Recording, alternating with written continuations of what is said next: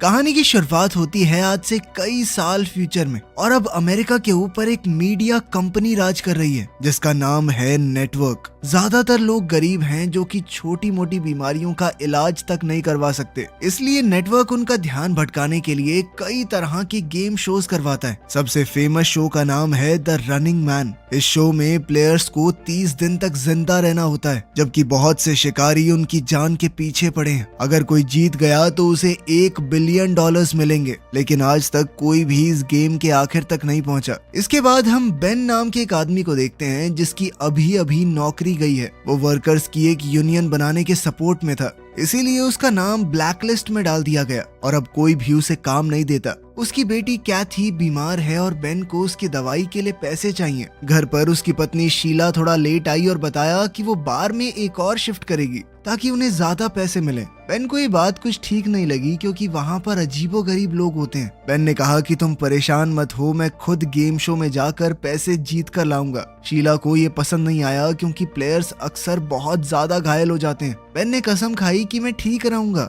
सबसे कम खतरे वाला शो चुनूंगा मैं। अब बेन अपने गरीबों वाले इलाके से निकलकर अमीर लोगों के एरिया की फेंस तक आ गया। उसने गार्ड्स को बताया कि मैं नेटवर्क के एक शो के लिए आया हूँ, तो उन्होंने उसे अंदर जाने दिया। स्टेशन पर गरीब लोगों की लंबी लाइन थी जो सिलेक्ट होने आए थे। अचानक एक बूढ़ा आदमी बहुत बीमार महसूस करने लगा, लेकिन फिर भी पैसों के चक्कर में बेचारा बोलता रहा कि मैं खेल सकता हूँ। आखिर में जब वो गिर ही गया तो बेन ने उसे पकड़ा और मदद के लिए चिल्लाया। गार्ड्स ने बेन को डांटा, कहा कि लाइन से बाहर क्यों गए, और उसे पीट कर वापस भेज दिया। फ्रंट डेस्क पर बेन को पता चला कि उसकी फाइल पर वार्निंग लगी हुई है बात ना मानने की वजह से। अब गुस्से में उसने स्क्रीन पर मुक्का मार दिया। फिर वहाँ से उसे एक ब्रेसलेट देकर एलिवेटर 6 की तरफ भेज दिया गया। वहाँ उसकी मुलाकात टिम और जेनी से हुई जो उससे दोस्ती करना चाहते थे। सबको यूनिफॉर्म दी गई और फिजिकल टेस्ट हुए, जैसे सीवर में चढ़ना, भागना। बेन ने इस टेस्ट में टिम की काफी मदद की। ब्रेक के दौरान एक गार्ड बेन को सजा देने आया, लेकिन बेन ने बिना डरे उसका हमला रोक दिया। बाद में कई तरह के और भी टेस्ट हुए। बेन के हर एक जवाब में काफी एटीट्यूड दिख रहा था। साइकोलॉजिस्ट ने कहा कि बेन सबसे ज्यादा गुस्से वाला प्लेयर है। जो लोग फाइनल राउंड तक गए उनको रंग बिरंगे जंप सूट मिले। बेन, टिम और जेनी को एक रेड जंप सूट मिला जिसके पीछे टारगेट बना हुआ है, मतलब कि उन्हें रनिंग मैन शो के लिए चुना गया है। इसके बाद बेन प्रोड्यूसर डैन से मिला और कहा कि वो कोई और गेम करना चाहता है। डैन ने उसे $1000 का बोनस दिया ताकि वो अपना मन बदले और कहा कि बाकी शोज में ज्यादा पैसा नहीं मिलता, रनिंग मैन में हर दिन जिंदा रहने पर पैसे मिलते हैं। वैसे भी तुम्हारा नाम ब्लैक लिस्ट में है तो तुम्हें नौकरी तो मिलेगी नहीं। अपने परिवार के बारे में सोचकर बेन ने कॉन्ट्रैक्ट साइन कर दिया। फिर बेन की मुलाकात फैमिली अलायंस के एजेंट से हुई। कॉन्ट्रैक्ट के हिसाब से नेटवर्क बेन के परिवार को सिक्योरिटी देगा। उन्हें सेफ हाउस में ले जाया गया और नकली नाम दिए गए। बेन गेम शुरू करने से पहले अपने परिवार से मिलना चाहता था, लेकिन उसे सिर्फ एक कॉल की ही परमिशन मिली। बेन ने शीला को कॉल की और कहा कि मैं रनिंग मैन शो कर रहा हूँ, चिंता मत करो, जीत कर आऊंगा। रात को बेन को जबरदस्ती एक लग्जरी रूम में रखा गया। एजेंट उसके लिए शीला का दिया हुआ एक एनवेलोप लेकर आया जिसके अंदर एक फैमिली फोटो और उसकी बेटी कैथी का एक छोटा सा मोजा था, उसकी अच्छी किस्मत के लिए। अगली सुबह बेन को एक रनिंग बैंड दिया गया। इस ब्रेसलेट में उसका बचा हुआ टाइम और कमाया हुआ पैसा दिख रहा था। शो शुरू हुआ और होस्ट बॉबी ने बेन को स्टेज पर बुलाया। बॉबी ने भीड़ के सामने झूठ कह दिया कि बेन पहले डिफेंस सिक्योरिटी में काम करता था और देश के सीक्रेट्स बेचता हुआ पकड़ा गया। स्क्रीन पर एआई से बनाई हुई एक वीडियो भी चलाई गई। बेन ने इस सब के लिए मना किया, लेकिन बॉबी ने उसकी एक न सुनी। बाकी दुनिया को लगता था कि रनिंग मैन क्रिमिनल्स को सजा देने का एक तरीका है। वो ये नहीं जानते थे कि प्लेयर्स बेचारे मजबूर लोग हैं, अपने परिवार के लिए अपनी जान खतरे में डाल रहे हैं। आम लोगों को भी पैसा मिलता है अगर वो प्लेयर्स की लोकेशन बताएं। जब बॉबी ने बेन से उसके आखिरी शब्द पूछे तो बेन ने बॉबी और ऑडियंस दोनों की बेइज्जती की और कहा कि मैं जिंदा रहूंगा और इस बिल्डिंग को जला दूंगा। सभी प्लेयर्स को इंट्रोड्यूस करने के बाद बॉबी ने रूल्स बताए। सबको $1000 का एडवांस मिला और 12 घंटे का हेड स्टार्ट दिया गया, यानी 12 घंटे तक वो जहां जाकर छुपना चाहें छुप सकते हैं। कोई उनका शिकार करने नहीं आएगा। 5 शिकारियों को अगले दिन भेजा जाएगा। सभी प्लेयर्स को रोज कम से कम 10 मिनट का वीडियो रिकॉर्ड करना है और फिर उस टेप को आधी रात से पहले डब्बे में डालना होगा। अगर टेप नहीं डाली तो पैसे बंद हो जाएंगे, लेकिन उनका शिकार चालू रहेगा। फिर तीनों प्लेयर्स को अलग अलग एलिवेटर से एक अंधेरे कमरे में भेजा गया। वहाँ बेन को कैमरा, थोड़े पैसे और नॉर्मल कपड़े मिले। बेन ने कपड़े बदले और बिल्डिंग से बाहर निकल गया। उसने जल्दी से एक टैक्सी ली। ड्राइवर ने उसे पहचान लिया और सेल्फी मांगी। बेन ने जब मना किया तो ड्राइवर गुस्सा हो गया। उसने कहा कि लोगों से अच्छा बर्ताव करो वरना तुम्हारी लोकेशन रिपोर्ट कर देंगे। वैसे भी पैसे मिलते हैं उस चीज के। जल्द ही बेन गाड़ी से उतर गया और भागना शुरू किया। आखिर में बेन एक खाली बिल्डिंग में पहुंचा जहां उसका पुराना दोस्त मॉली रहता था, जो ब्लैक मार्केट के लिए चीजें बनाता है। बेन ने उससे 2 फेक आईडी और एक गन मांगी। मॉली इस बात पर बहुत गुस्सा हुआ क्योंकि बेन अभी गेम का हिस्सा है, लोग उसे ढूंढ रहे हैं। क्यों आए हो मेरे पास? मेरे बिजनेस को खतरे में डालना है क्या? थोड़ी बहसबाजी के बाद और कैथी के बारे में सुनकर मॉली ने मदद कर दी। बेन ने अपना हुलिया बदला और उसी तरह की फेक आईडी ले ली। मॉली ने उसका सामान भी सूटकेस में रखा ताकि वो एक बिजनेसमैन लगे। मॉली ने अपने दोस्त को समझाया कि गरीब इलाकों से दूर रहना, क्योंकि गरीब लोग पैसों के चक्कर में तेरी रिपोर्ट कर देंगे। ऐसी जगह पर जाइयो जहाँ पे ज्यादा लोग हों। मॉली ने यह भी कहा कि अगर इतनी दिक्कत थी तो बता देता, मैं तुझे अपना असिस्टेंट रख लेता, लेकिन अब अगर तुझे जिंदा रहना है तो गेम जीतनी होगी। सुबह बेन ट्रेन स्टेशन गया। हर जगह तीनों प्लेयर्स के पोस्टर्स लगे हुए थे। बेन ने न्यूयॉर्क का टिकट खरीदा और ट्रेन में चढ़ गया। जैसे ही ब्रेसलेट ने अनाउंस किया कि शिकार शुरू हो चुका है तो ट्रेन चल पड़ी। एक बच्चा बेन से बात करने आया। बेन ने उसे धमकाकर भगा दिया, पर बच्चा सिर्फ इतना बताने आया था कि तुम्हारी मूंछ निकल रही है। न्यूयॉर्क में बेन ने एक अच्छा होटल रूम लिया। रिसेप्शनिस्ट ने नोटिस किया कि आईडी फोटो में तो मूंछ है, लेकिन बेन के चेहरे पर नहीं। कमरे में बेन अपने असली रूप में आ गया। दीवार कवर की और अपना सोते हुए वीडियो रिकॉर्ड किया। शाम को उसने अपनी टेप बॉक्स में डाली। आधी रात को ब्रेसलेट ने बताया कि उसका पहले दिन का बोनस मिल गया है। उधर शिकारियों ने मॉली को पकड़कर टॉर्चर किया जब तक उसने फेक आईडी वाला नाम नहीं बताया। अगले दिन शिकारी बेन के कमरे में घुस गए और उसे गोली मार दी, लेकिन उसी वक्त बेन की आंख खुली और उसे समझ आया कि ये बस एक बुरा सपना था। टीवी पर दिखाया गया कि कैमरा टिम को फॉलो कर रहा है। टिम एक दुकान में क्लर्क के साथ फ्लर्ट कर रहा था। जैसे ही वो बाहर निकला, हंटर्स ने उसे आसानी से ढूंढ लिया और सीधा उसके सर पर गोली मारी। इसके बाद बेन ने 3 दिन के लिए और रूम रेंट किया। उसने अपना सारा सामान एक नॉर्मल बैग में डाला और खिड़की से नीचे कचरे के कंटेनर में फेंक दिया। फिर वो बिल्कुल नॉर्मल तरीके से होटल से बाहर निकला, अपना बैग उठाया और बॉस्टन जाने के लिए बस पकड़ ली। बॉस्टन में उसने एक गरीब आदमी से कुछ पुराने कपड़े और हॉस्टल के कमरे की चाबी खरीद ली। बेन चुपके से हॉस्टल के अंदर घुस गया और लिफ्ट में चढ़ गया। उसने ये नहीं देखा कि लिफ्ट के ऊपर आउट ऑफ सर्विस का साइन लगा हुआ था। लिफ्ट बीच में ही अटक गई दूसरे फ्लोर से पहले। बेन को अब जैसे तैसे बाहर निकलकर तीसरे फ्लोर तक पहुंचना पड़ा, जहां उसका कमरा है। कमरे की अलमारी के डब्बे में उसे एक च्युइंगम, सिगरेट और एक ग्रेनेड मिला। उसने अपना वीडियो रिकॉर्ड किया और ब्रेसलेट ने उसे याद दिलाया कि टेप बॉक्स में डालनी है, लेकिन बॉक्स के पास बहुत लोग खड़े थे।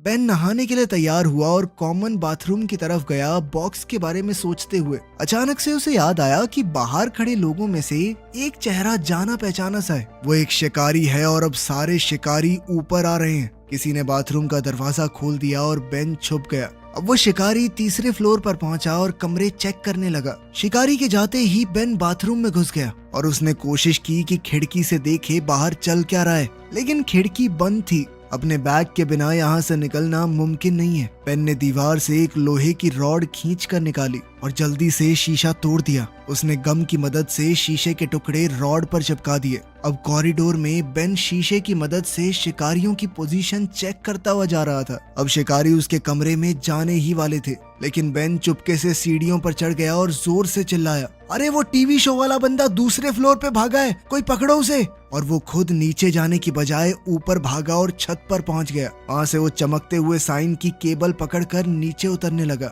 वो अपने कमरे तक पहुंचा और खिड़की तोड़कर अंदर घुस गया। खिड़की टूटने की आवाज सुनते ही शिकारी भी वापस आ गए। बेन ने जल्दी से कपड़े पहने और अपना सामान उठाया। जैसे ही बाहर खड़े शिकारी दरवाजे पर गोली चलाने लगे, बेन खिड़की से कूद गया और दूसरी केबल पकड़ ली। साइन अचानक झुकने लगा। तभी बेन ने देखा कि नीचे एक शिकारी उसके गिरने का इंतजार कर रहा है। बेन के पास अब कोई रास्ता नहीं है, इसीलिए वो पास के एक कमरे की खिड़की तोड़कर अंदर घुस गया। नेटवर्क का ड्रोन अभी भी उसे फॉलो कर रहा था। बेन ने कॉरिडोर में भागना शुरू कर दिया और शिकारी उस पर गोली चला रहे थे। जल्द ही बेन लिफ्ट तक पहुंचा, ड्रोन को पकड़ा और लिफ्ट के कंट्रोल पैनल पर जोर से दे मारा। रिकॉर्डिंग बंद हो गई और लिफ्ट दोबारा काम करने लगी। लॉबी में एक शिकारी ने उस पर हमला कर दिया। बेन ने तुरंत ग्रेनेड उठाया और छत के होल से ऊपर फेंक दिया। इससे जबरदस्त धमाका हुआ और लिफ्ट सीधा बेसमेंट में गिर गई। अब बेन के पास सिर्फ एक माचिस बची है। ज्यादा रोशनी के लिए उसने एक मैगजीन जला दी। चलते चलते गलती से एक रस्सी जल गई और आग और ज्यादा फैल गई। अब शिकारी कॉरिडोर में थे, इसलिए बेन ने फर्नीचर खींचकर दरवाजा ब्लॉक कर दिया और चूहों के पीछे सीवर में चला गया। अब शिकारियों ने अंधाधुंध गोलियां चलाई और एक गैस पाइप पर लग गई, जिसके बाद बेसमेंट में जबरदस्त धमाका हुआ। आग टनल में भी आ गई, इसलिए बेन को सीवर के पानी में कूदना पड़ा। पूरी बिल्डिंग ब्लास्ट में उड़ गई। बेन जब सड़क पर निकला तो उसे स्टेसी नाम का लड़का मिला। बेन ने उसे धमकी दी कि अगर किसी को बताया तो तू बचेगा नहीं, पर स्टेसी ने कहा कि मैं तो तुम्हारी मदद करना चाहता हूँ। बेन ने ब्रेसलेट चेक किया तो उसे पता चला कि ब्लास्ट में बहुत सारे लोग मरे हैं, जिस वजह से उसे पैसा भी बहुत सारा मिला है। थोड़ी देर बाद स्टेसी अपने भाई ब्रैड के साथ वापस आया। ब्रैड बेन को अपने घर ले गया और खाना खिलाया। ब्रैड के घर में भी एक बीमार बच्चा है, पर उसने मदद के बदले पैसे लेने से मना कर दिया क्योंकि वो नेटवर्क के खिलाफ था। उनके पैसे नहीं चाहिए थे उसे। ब्रैड ने बेन को अपना सीक्रेट वीडियो रूम दिखाया, जहां वो रनिंग मैन के एपिसोड्स का एनालिसिस रिकॉर्ड करके ऑनलाइन डालता है। जो प्लेयर्स पकड़े जाते हैं वो सब पब्लिक में दिखते हैं, इसीलिए सबसे जरूरी है बिल्कुल छुपे रहना। ब्रैड चाहता है कि बेन उसके साथ छुप कर रहे और आखिरी दिन का प्लान बनाए ताकि वो जीत सके। अगली सुबह बेन को उस इलाके में होने वाली बुरी चीजों के बारे में पता चला, जिनके बारे में सरकार कुछ नहीं कर रही, बस उन्हें छुपा रही है। गुस्से में बेन ने एक वीडियो बनाई और लोगों को बताया कि सरकार उनके बच्चों को मार रही है। जो सत्ता में बैठे हैं किसी की चिंता नहीं है उनको। बाद में शो के दौरान बॉबी कुछ बच्चों के साथ है और उसने बताया कि ब्लास्ट में मरने वालों के ये अनाथ बच्चे हैं। उसने बेन की टेप को इस तरह एडिट करके चलाया मानो बेन इन बच्चों का मजाक उड़ा रहा हो। बेन ने समझाने की कोशिश की कि ये सब नकली है, लेकिन ब्रैड की माँ को बहुत गुस्सा आ गया और उसने बेन को घर से निकाल दिया बिना उसकी बात सुने। ब्रैड और स्टेसी फिर भी बेन की मदद करना चाहते हैं। वो उसे गाड़ी की डिग्गी में छुपा कर ले गए। सब कुछ नॉर्मल चल रहा था, लेकिन तभी अचानक से डिग्गी पर गोली लगी क्योंकि 2 बाइक्स उनका पीछा कर रही थी। बेन ने ट्रंक खोलकर एक औजार बाइकर के चेहरे पर फेंका, जो कि वहीं गिर पड़ा। दूसरे बाइकर्स अभी भी गोली चला रहे थे। बेन फिर से ट्रंक में छुप गया और ब्रैड ने गाड़ी रोक दी। बाइकर्स टाइम पर नहीं रुक पाए और गाड़ी से टकरा गए। अब ब्रैड ने गाड़ी चलाकर दोनों को कुचल दिया। इसके बाद ब्रैड ने बेन को शहर के बाहर छोड़ दिया, साथ ही उसे एक बंदूक और अपने दोस्त एल्टॉन का एड्रेस दिया। थोड़े ट्रेन के सफर के बाद बेन अब एक और होटल में छुपा है और उसने टीवी पर अपनी नई टेप देखी। उसे पता है कि नेटवर्क वैसे भी सब कुछ एडिट कर देगा, इसीलिए उसने सिर्फ किताब पढ़ते हुए अपनी वीडियो बनाई। बॉबी ने जेनी की टेप भी दिखाई, जिसमें वो क्लब में पार्टी करती हुई दिखाई दी। अपना भेस बदल कर बेन आज की टेप को बॉक्स में डालने गया, लेकिन वहाँ पर मेल मैन खड़ा था जो उस पर शक करने लगा। उसने बेन के चेहरे के पास आकर बात करने के बहाने वीडियो रिकॉर्ड कर लिया। बेन उस पर झपट पड़ा और हमला कर दिया। फिर टेप जल्दी से बक्से में डालकर बेन भाग गया, लेकिन अभी भी एक गाड़ी उसका पीछा कर रही थी। बेन ने जंगल से भागते हुए फेंस पार की और जल्दी से चलती हुई ट्रेन में चढ़ गया। मेलमैन ने गोली चलाई, लेकिन बेन किसी तरह बच गया। कुछ देर बाद हम बेन को एक लंगड़े आदमी का नाटक करते हुए देखते हैं। वो लंगड़ा कर सड़क पर शो देख रहे लोगों के ग्रुप में खड़ा हो गया। उधर जेनी एक कसीनो में पकड़ी गई। वो कार से भागने वाली थी, लेकिन 2 लोगों ने उसकी गाड़ी में आग लगा दी और वो मर गई। कुछ देर बाद बेन आखिरकार एल्टॉन से मिला। एल्टॉन अपनी माँ के साथ रहता है। उसने बताया कि माँ की दिमागी हालत ठीक नहीं है, इसीलिए उनके ऊपर ज्यादा ध्यान मत देना। एल्टॉन बेन को अपने खुफिया कमरे में ले गया, जहाँ उसने नेटवर्क के खिलाफ पैम्फलेट प्रिंट किए। उसके पापा पुलिस में थे, पर सिस्टम के खिलाफ बोलने पर उनके ही लोगों ने उन्हें मार दिया। तब से एल्टॉन भी एक बागी बन गया। उसने बेन को बताया कि पूरे देश के स्ट्रीट लैंप्स में स्कैनर्स लगे हुए हैं जो डीएनए के छोटे से छोटे निशान को भी पहचान लेते हैं, इसलिए बेन को जमीन के नीचे छुपना चाहिए। उसके पिता ने कोल्ड वॉर के समय एक बंकर बनाया था, तो एल्टॉन चाहता है कि बेन वहां पर छुप जाए और गेम जीत ले। फिर जब तुम जीत कर सुर्खियां बटोरोगे तो अपने साथ हमारा रेबल न्यूज लेटर प्रिंट करना, ताकि लोगों तक हमारी बात पहुंच सके। बेन ने रात खुफिया कमरे में गुजारी और अपनी टेप रिकॉर्ड की। सुबह जब वो टेप डिलीवर करने गया तो एल्टॉन की माँ ने उसे देख लिया। उसने तुरंत बेन को पहचान लिया और रिपोर्ट करने की कोशिश की, लेकिन एल्टॉन ने उन्हें रोक दिया। लेकिन फिर उसे लगा कि ये उसके पिता का बदला लेने का मौका है, इसीलिए उसने खुद पुलिस को इन्फॉर्म कर दिया। थोड़ी देर में पूरे घर को पुलिस ने घेर लिया और हर तरफ दीवारों से गोलियां चलने लगी। माँ पुलिस को बताने की कोशिश कर रही थी कि बेन और एल्टॉन कहाँ हैं, लेकिन एल्टॉन ने अपनी माँ को कमरे में बंद कर दिया और साथ ही उसने अपने सारे ट्रैप्स एक्टिवेट कर दिए। जब पुलिस अंदर घुस गई, एल्टॉन ने फर्श पर पड़े इलेक्ट्रिक वायर्स पर पानी छोड़ दिया, जिससे कुछ पुलिस वालों को बहुत तगड़ा करंट लगा। फिर एल्टॉन और बेन सीक्रेट कमरे की दीवार तोड़कर भाग गए। जब पुलिस ने उनका पीछा किया तो एल्टॉन के बिछाए हुए जाल की वजह से पुलिस वालों के ऊपर कुछ केमिकल्स फेंक दिए गए और साथ ही आग लग गई। सीढ़ियों पर एक और जाल बिछा हुआ था, जिससे लकड़ी टूट गई और पुलिस वाले नीचे गिरने लगे। फिर एल्टॉन बेन को बाथरूम ले गया और दोनों शावर के अंदर लगे हुए पोल से स्लाइड करके नीचे आ गए। अगले कमरे में एल्टॉन ने फर्श पर एक सीक्रेट दरवाजा दिखाया और दोनों जल्दी से एक टनल में नीचे उतरे, लेकिन वहाँ एक शिकारी पहले से मौजूद था और उसने एल्टॉन को चाकू मार दिया।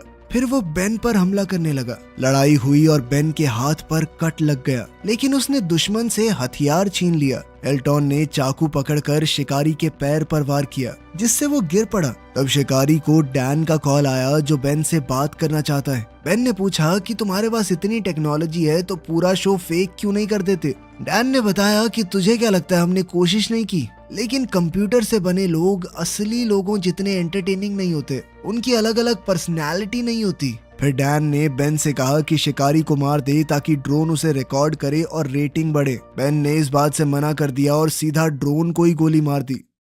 इसके बाद एल्टॉन और बेन एक गाड़ी के साथ दरवाजा तोड़कर बाहर निकले। वो जंगल की तरफ पहुंच गए, लेकिन एक हेलीकॉप्टर उनका पीछा कर रहा था। एल्टॉन ने बेन से कहा कि मुझे छोड़कर भाग जाओ और जल्दी से शेल्टर तक पहुंचो, लेकिन तभी अचानक हेलीकॉप्टर से स्नाइपर ने एल्टॉन के सर पर गोली दाग दी। दो शिकारियों ने बेन को घेर लिया, लेकिन उन्हें गोली चलाने की परमिशन नहीं थी, क्योंकि ऑर्डर ये है कि उसे जिंदा पकड़कर कैमरा के सामने मारना है। गाड़ी में बम लगे हुए थे तो बेन ब्रिज पर गाड़ी चलाकर कूद गया। गाड़ी एक शिकारी से टकराकर ब्लास्ट हो गई। बेन नदी में गिर गया और ब्रेसलेट में एक और शिकारी को मारने का बड़ा बोनस मिला।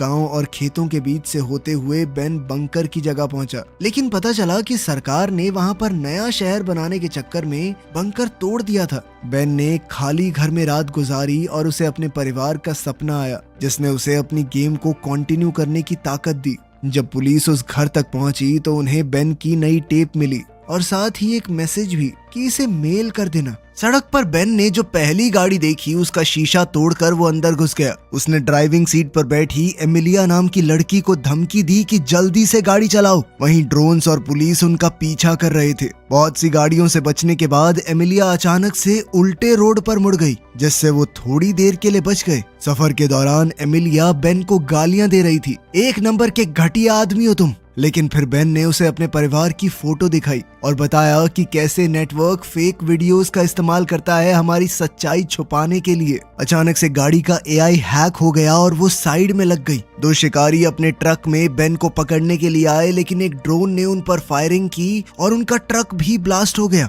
इसका मतलब था कि डैन बेन को जिंदा रखना चाहता है ताकि शो और ज्यादा दिलचस्प हो जाए। टीवी पर एक फेक वीडियो दिखाया गया जिसमें एमिलिया मदद के लिए चिल्ला रही है। अब एमिलिया बेन की बात समझ गई। दोनों आगे बढ़े और सड़क के किनारे लोग उनका सपोर्ट करते हुए दिखे। आखिर में उन्हें रोड ब्लॉक मिला जहां शिकारी लीडर खड़ा था। बहुत से ड्रोन्स रिकॉर्ड कर रहे थे तो बेन ने ऐसा नाटक किया कि मेरे पास बम है और वो नेशनल टीवी पर सभी सिविलियंस को मार देगा। उसने प्लेन और 2 पैराशूट मांगे और वहीं शिकारी को डील मान लेने का ऑर्डर मिला। एयरपोर्ट पर बेन ने एमिलिया से कहा कि तुम चाहो तो जा सकती हो, लेकिन एमिलिया ने मना कर दिया क्योंकि वो सच देख चुकी है। प्लेन में बेन ने शिकारियों के लीडर से मास्क हटाने को कहा। उसने एक बार को तो मना कर दिया, लेकिन जब डैन ने ऑर्डर दिए तो उसे मास्क हटाना पड़ा और कैमरा ने इवान के चेहरे को रिकॉर्ड किया। बेन समझ गया था कि ये पायलट्स भी आम तो नहीं होंगे, ये भी उसे मारना ही चाहते हैं। उसने कहा कि इस प्लेन को कनाडा ले चलो वरना उड़ा दूंगा इस प्लेन को। फ्लाइट के दौरान बेन ने इवान को बहुत सी बुरी भली चीजें कही